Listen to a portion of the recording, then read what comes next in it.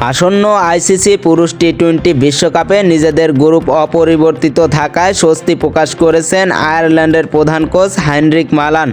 তিনি বলেছেন, গ্রুপ বদল হলে দলের প্রস্তুতিতে প্রভাব পড়ত।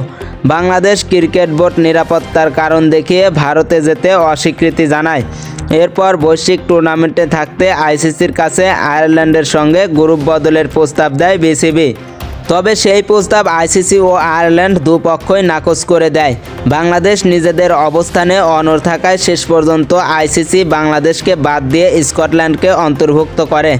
টি-20 বিশ্বকাপে আয়ারল্যান্ড রয়েছে গ্রুপ সিতে। এই গ্রুপে তাদের সঙ্গে আছে সহ-আয়োজক শ্রীলঙ্কা, অস্ট্রেলিয়া, জিম্বাবুয়ে ও ওমান। তাদের সবকটা ম্যাচ হবে শ্রীলঙ্কার মাটিতে, যেখানে পিচ ভারত থেকে তুলনামূলক মঞ্চর গতির।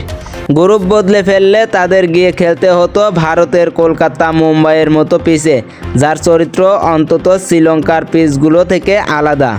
ক্রিকবাজকে সে বিষয়টাই জানালেন মালান। তিনি বলেন, আমরা তো ভাই টি-20 বিশ্বকাপের সূচি ধরেই প্রস্তুতি নিচ্ছি। মানিয়ে নেওয়ার ক্ষমতা আর শ্রীলঙ্কার ভিন্ন ভিন্ন পরিস্থিতিতে সামলানোর মানসিকতা গড়ে তোলাই আমাদের পরিবেশের গুরুত্বপূর্ণ দিক। তিনি আরও জানান, পরিস্থিতি, ম্যাচের অবস্থা আর প্রতিপক্ষ যা সামনে আসে সেটার সঙ্গে মানিয়ে খেলতে চাই।